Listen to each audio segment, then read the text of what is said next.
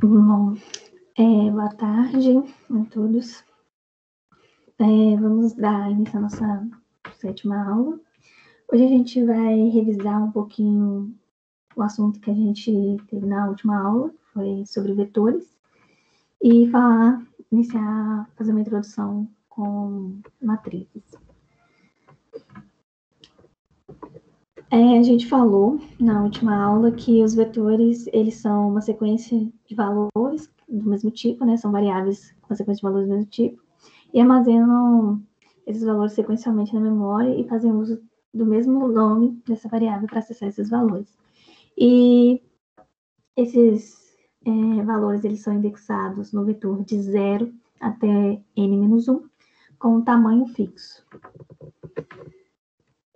Aqui ao lado a gente tem um exemplo de um vetor com 10 valores, partindo de 0 à 9ª posição. Então, nosso vetor ele é indexado com os valores de 0 a 9 e do tipo inteiro. Aqui. E para acessar eles, a gente acessa pelo valor do índice e com o nome da variável do vetor. A declaração, a gente mostrou que ela é desse jeito, a gente coloca o tipo, o nome da variável, e entre colchetes a gente coloca o tamanho do nosso vetor. E aqui um exemplo de algumas declarações, que um vetor de inteiros com 10 valores e um vetor de double com 100 valores. E os nomes das nossas variáveis, que são vetores, variáveis homogêneas que armazenam valores de um mesmo tipo. Aqui alguns exemplos de declarações erradas. A gente não pode fazer uso de expressões na hora de declarar o tamanho de um vetor. Então, se eu quiser aqui armazenar um vetor de 20 posições, eu teria que colocar o valor específico e não fazer alguma expressão aqui dentro, nesse caso. Então, um exemplo de um vetor, a gente tem para armazenar um vetor com o nome de alunos. Então, na posição de 50 alunos, na posição onde a gente teria o nome do João, Pedro, Carlos, até a posição 50. No caso, eles são indexados de 0. No vetor de 50 posições, seria indexado de 0 a 49, mas aqui é só para ilustrar mesmo. Então, desse jeito. A gente teria, então, um vetor do tipo string, né, de nomes, e em cada posição a gente ia armazenar os nomes desses alunos. Eu vou passar alguns exemplos de exercícios, né? Eu vou fazer aqui para vocês, para a gente ver como que a gente usa, né, os vetores, como que eles são úteis. No primeiro exemplo, eu vou fazer esse programa, que a gente vai fazer um programa que leia um vetor de 10 números e leia um número x e conte os múltiplos de um número inteiro x num vetor e mostre-os na tela. Então, vamos colocar aqui a tela.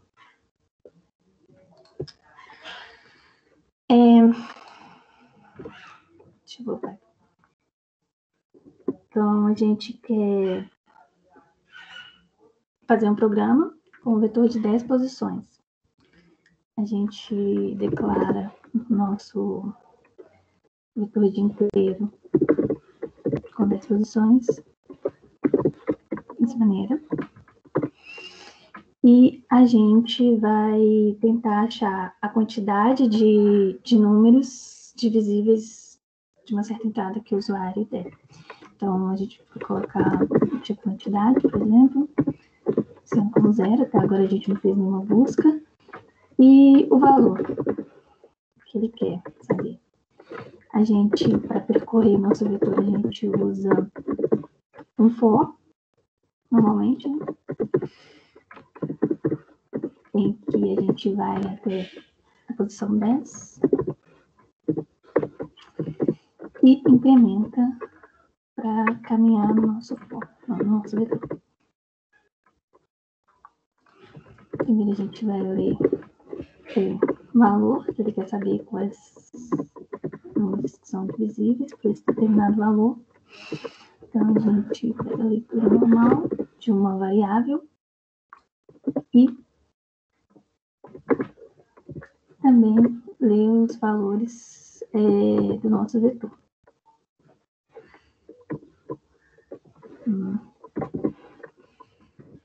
Nosso vetor é do tipo inteiro, então a gente coloca em formato inteiro mesmo, na posição I. Aí eu vou ler aqui. Eu vou ler 5 valores mesmo, porque 10, enquanto não.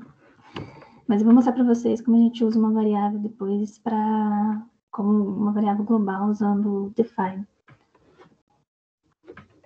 Eu faço a leitura deles e verifico se o que ele digitou é divisível pelo valor. A gente, para saber se é divisível, a gente verifica se o módulo da divisão do valor pelo valor de entrada é igual a 0. Então, a gente incrementa.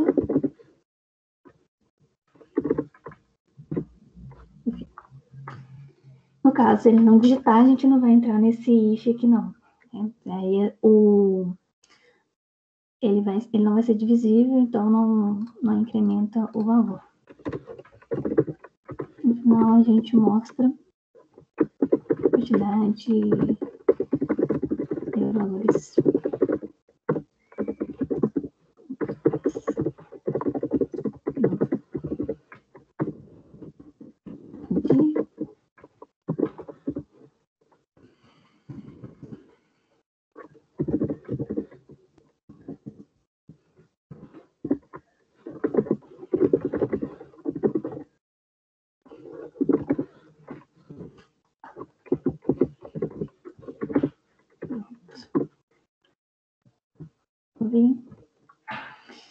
Nosso vetor com 10 posições, declaramos a nossa quantidade, iniciamos com 0 e vamos ler o valor, que a gente quer saber se é múltiplo, que tem no vetor. A gente lê, e aqui mesmo, já assim que leu o valor, a gente vai ter esse valor na posição I mesmo, aí a gente já verifica e contabiliza.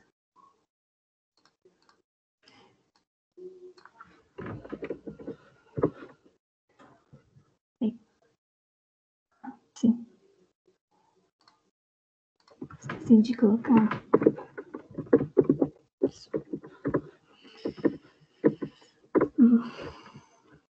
Vezes por 3. Tem 9. 10 não é. 18.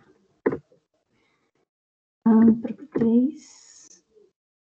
E 2. A quantidade de valores múltiplos de 3 no vetor é igual a 3. O 9, o 18 e o 3. Então, a gente pode fazer assim, dessa maneira. Outro exemplo, que a gente faz um programa em que o usuário lê 2 vetores A e B, com 10 números inteiros cada, e cria um novo vetor denominado C, calculando C igual a menos B, e mostra na tela os valores de C. Então, como eu falei com vocês, a gente pode fazer isso daqui, para poder definir uma variável global ou uma constante. Eu vou definir minha constante então, tamanho 10, exemplo. E aqui eu vou declarar meus vetores A e B. Também, então, posso declarar na mesma linha.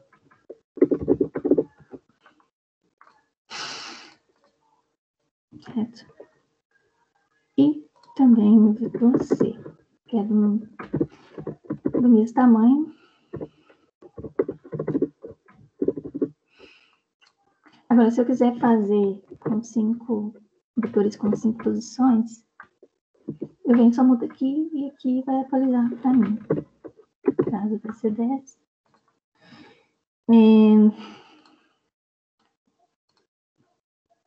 Aqui eu não preciso dessas variáveis. tá bom?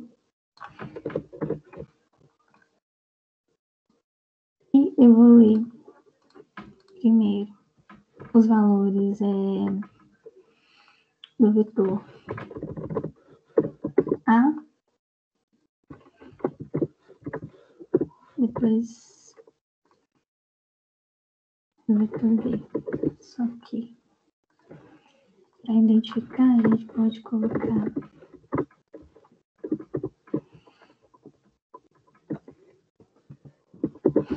vetor A,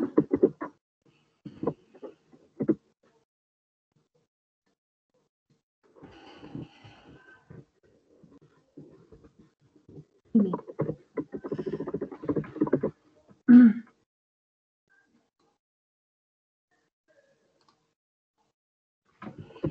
Vamos colocar a posição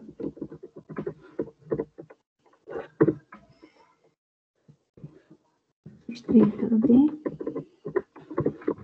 pelo D.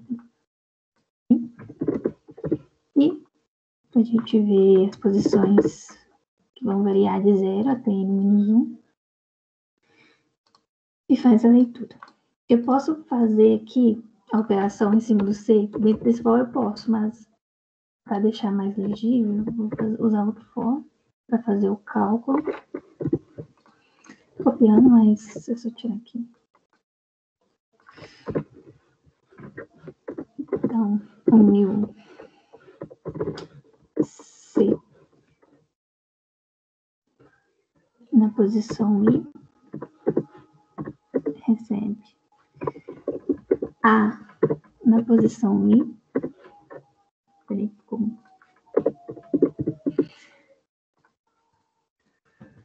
Menos B na posição I, variando de 0 até 4. E eu vou imprimir esses valores aqui mesmo.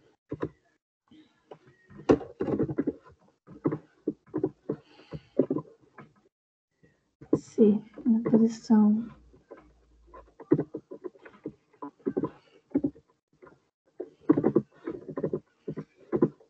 igual I e C na posição I.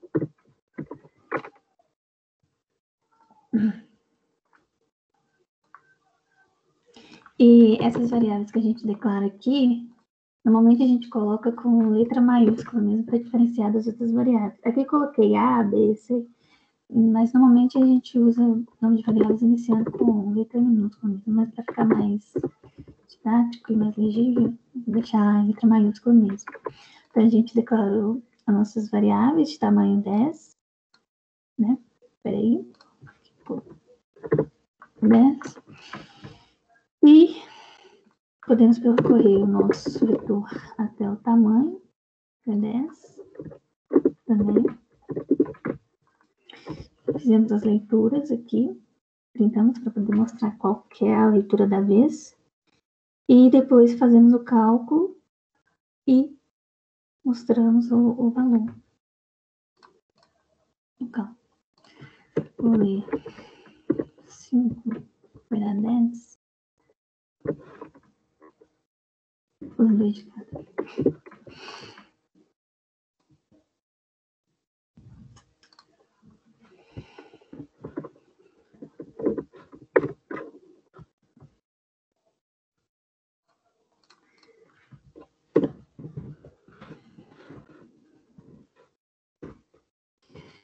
Na posição a 0, 2, 10, 3, a posição vai parar por aqui. Nossa, botou uma formatação aqui, mas tudo bem. Aqui a gente fez o vetor na posição A e tal, e o vetor na posição B tal, e fizemos a subtração desses valores. Então, aqui a gente fez 2 menos 10, menos 8, nessa posição aqui de um dos dois valores iguais aqui, né? 3 menos 8, menos 5, certo? Então, a gente pode fazer dessa maneira, a gente pode manusear nossos vetores e acessar os valores das posições e também fazer cálculos com valores de outras posições, de outros vetores, da maneira que a gente desejar. Se a gente quiser fazer a multiplicação de matrizes ou vetores, vão ser mais operações específicas, mas aqui a gente faz direto e pode acessar usando a estrutura de repetição for. Tem esses exemplos aqui também, no URI, que é bem tranquilo, em que a gente manuseia posições, a gente faz trocas, então a gente pode ficar fazendo essas operações, acessando as posições e fazendo algumas operações. Eu vou só anunciar para vocês os exercícios, mas é só um exemplo aqui para vocês, mas não vou fazer agora, por causa do tempo. Mas nesse exemplo aqui, por exemplo, a gente faça um programa que leia um vetor com n, com 20 posições, né, o vetor n, e troque a seguir o primeiro elemento com o último, o segundo elemento com o penúltimo, etc., até chegar ao décimo com o 11º, e mostra o valor modificado. Então, a gente vai fazendo trocas dos valores do primeiro com o último, do segundo com o penúltimo, e assim por diante. Nesse exemplo aqui, a gente é bem simples, né? Na verdade, esse aqui, a gente vai ler um valor x, um certo valor, e vai colocar na posição do vetor, né, com 100 posições, a gente vai colocar numa posição subsequente, que vai de 1 até 9, colocar o valor que corresponde à metade do valor anterior. Então, a gente vai, primeiro, ele digitou o valor 200, então na primeira posição eu coloco 200, e nas próximas eu vou colocar a metade do valor anterior. É simples porque eu posso simplesmente na primeira posição colocar o valor 200 e nas próximas posições, percorrendo for indo da segunda posição e dividindo pela posição que estava na posição anterior. E depois, dentro do for, eu atualizo a posição do vetor atual com o valor que veio aqui. Aí, nas próximas, ele vai dividir 100 por 2 e vai vir 50. E eu venho e atualizo o valor com o valor que foi dividido e assim por diante. Então, é bem tranquilo. A gente pode usar também, isso remete à ordenação de vetores também, que a gente fica percorrendo partes do vetores para fazer uma certa operação. Continuando, então, dando continuidade ao array, né, aos vetores, as matrizes, elas são uma generalização dos vetores,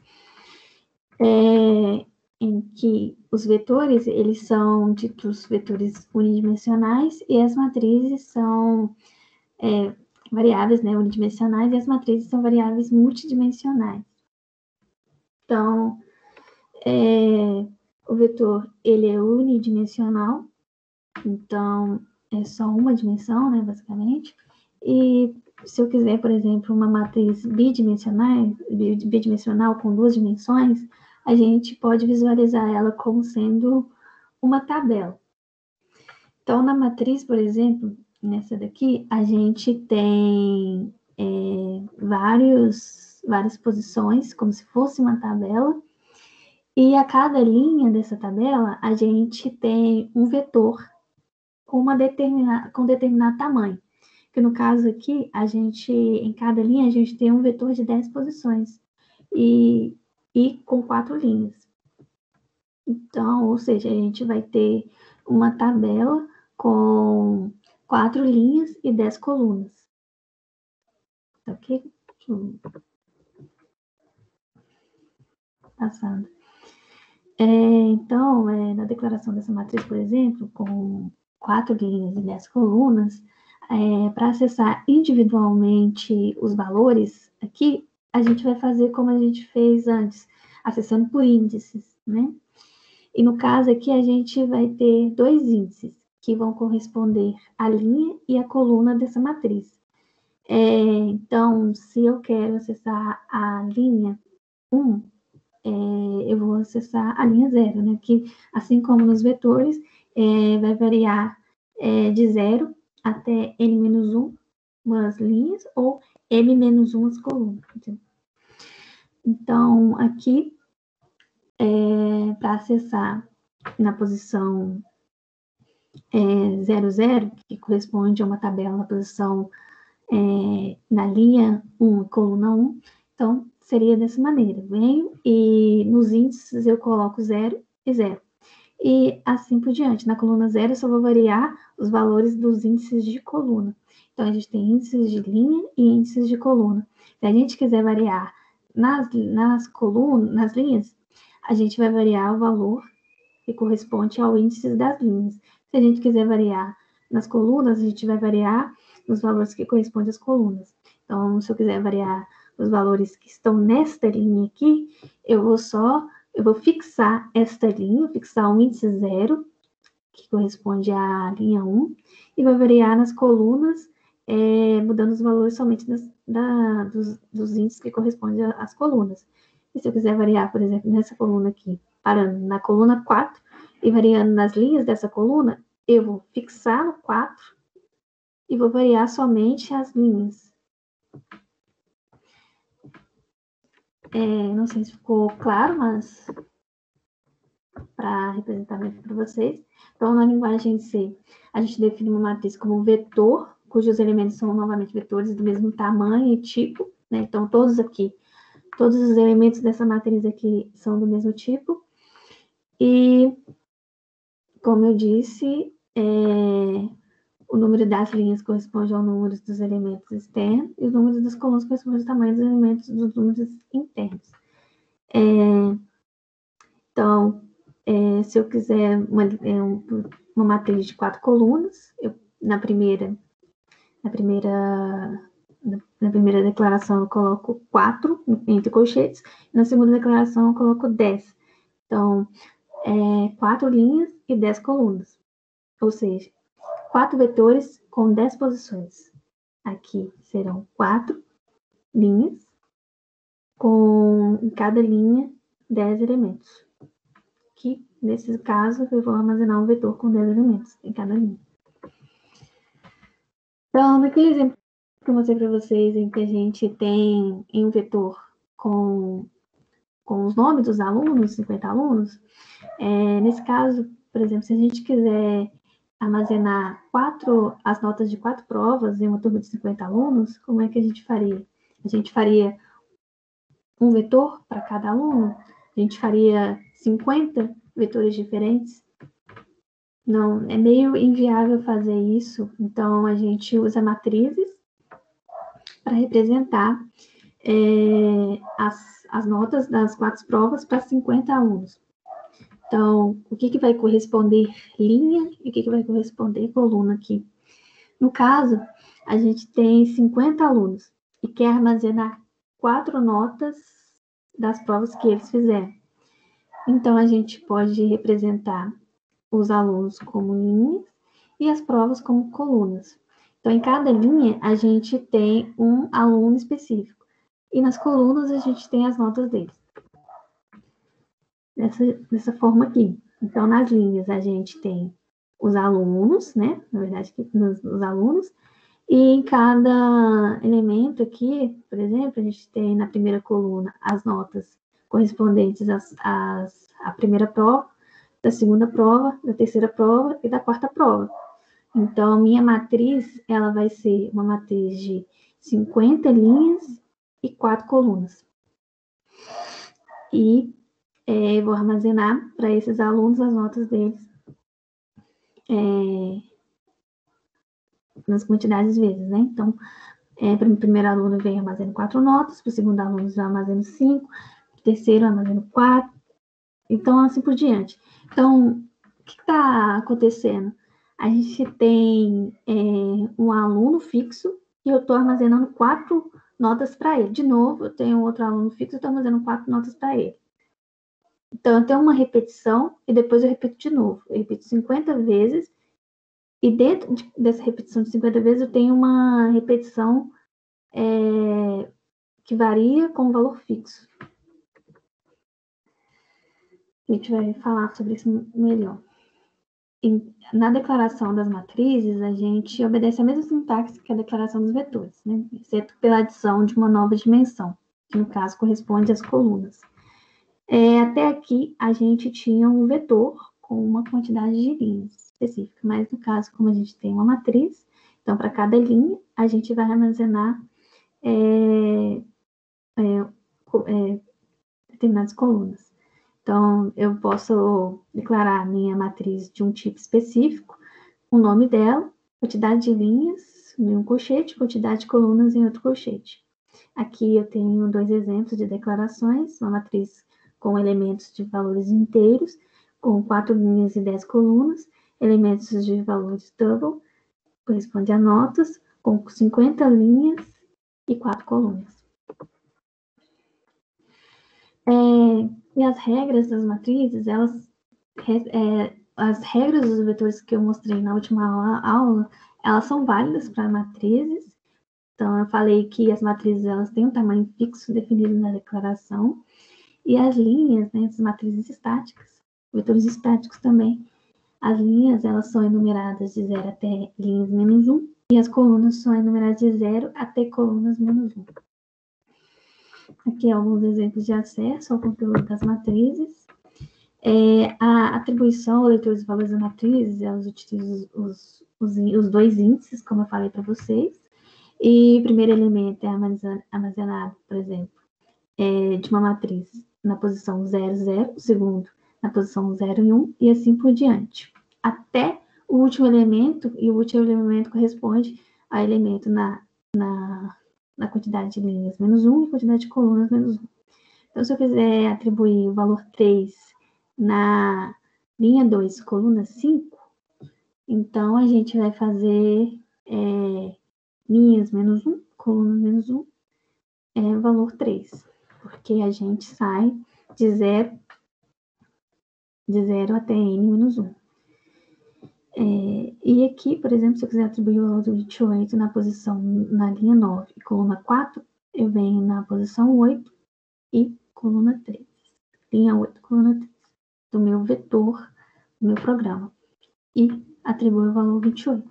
Então, nessas posições aqui da minha tabela, da minha matriz, eu vou ter esse elemento aqui com o valor 3, e nesse aqui com o valor 28.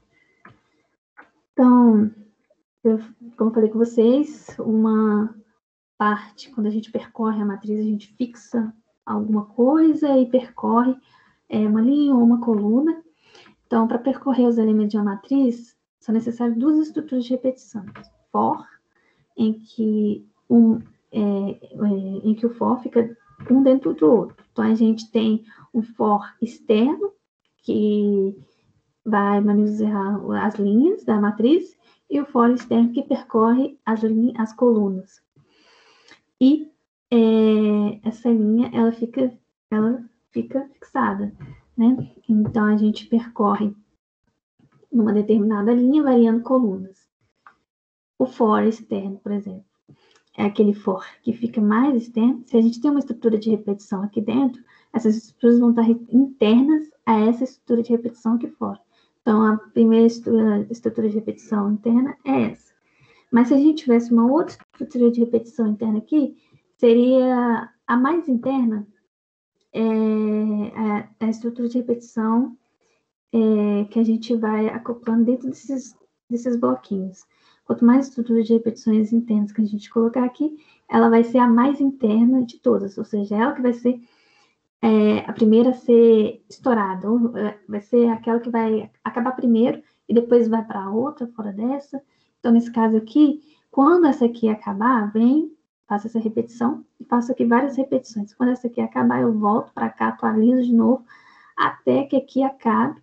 Mas enquanto aqui não acabar essa estrutura de repetição, né, não obedecer ao limite dessa repetição, eu vou repetindo aqui várias vezes, independente disso, respeitando os limites e as condições necessárias para repetir fora interno. Então, para um acesso de uma matriz, por exemplo, aqui a gente pode declarar dentro do for, mas para ficar mais legível, a gente declara uma linha, uma coluna, a gente especifica, né, um valor de linha e coluna, quer dizer, uma variável, a gente pode inicializar ela com um valor específico, e é uma matriz de 4 posições, e de 4 linhas e 10 colunas.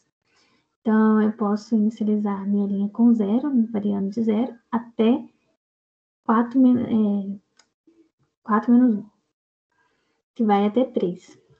E incrementa a linha. Depois a gente faz para a coluna. Ou seja, então a gente vai fixar a linha, né? A gente vai fixar a linha variando de 0 até 3 e vai variar nas colunas. Então, eu vou estar numa linha específica, vou variar minha coluna. E nessas variações, eu vou imprimir a minha matriz na posição linha e coluna. E aqui vai ser um elemento qualquer. E depois que eu passo por essa repetição interna, eu venho e imprimo um /n para poder sair daqui. Certo? Então, para cada valor da linha fixado pelo for externo, entre 0 a 3, o valor interno executa varrendo as colunas correspondentes àquela linha de 0 a 9. Um exercício proposto, mas eu coloquei um, porque é um conteúdo meio difícil algumas vezes para pregar, para poder usar os for, né, as estruturas de repetições. Então, um exercício proposto é esse. Eu vou só dar uma ideia, mais ou menos, né, um exercício bem, né, que a gente vai acabar pensando um pouquinho mais. Então, nesse exercício aqui, vocês vão ler um caractere maiúsculo que indica uma operação que deve ser realizada na matriz, e uma matriz 12 por 12. Em seguida, calcule e mostre a soma ou média, considerando somente elementos que estão acima da diagonal principal da matriz, conforme mostrado abaixo, na área verde. Então, acima da diagonal principal da matriz. A diagonal principal de uma matriz é onde a linha e a coluna são iguais. Então, a gente tem uma diagonal principal aqui, em que as linhas e as colunas são iguais. E acima da diagonal principal, a gente tem a diagonal superior. Né? Acima da diagonal principal, a gente tem essa parte superior. E abaixo, a gente tem a parte inferior. E a entrada é uma linha de entrada que contém um número de caractere S ou M, indicando a operação soma ou média que deverá ser realizada com os elementos da matriz. E depois segue os 144 valores, né, que é 12 vezes 12 valores. Então, para cada linha, eu vou colocar 12 valores. Então, são 12 linhas para cada linha, 12 valores. 12 vezes 12, 144 valores para armazenar. De ponto flutuante. Então, são valores double. E, então, a ideia aqui é que vocês vão ter que passar por essas linhas e pensar que se eu estou aqui na posição 0, 0, eu estou numa diagonal principal, ok, mas se eu estou numa linha qualquer, eu vou variar a coluna com base nessa linha. E aqui eu estou saindo 2 posições a mais. Aqui 3, aqui 4. Aqui 5. Então, assim, basicamente, vocês vão, com base no valor da coluna, né? Com base no valor do I, por exemplo, vocês vão variar o J. Então, eu vou variar, por exemplo, eu estou aqui na posição 0, eu vou pular uma na primeira iteração. Na segunda iteração, eu pulo 2, na terceira, assim por diante, e faço as operações, né, lendo os valores. Vou ler os valores, dependendo do que ele digitar, S ou M, vou fazer a soma ou a média. Independente de fazer a soma, quer dizer, a média ou não, eu vou fazer a soma de todo jeito. Então, a soma eu vou armazenar de qualquer jeito. Então, vocês pegam a quantidade de vezes que passou por aqui e depois faz a média. É basicamente isso. Vocês têm alguma pergunta para fazer?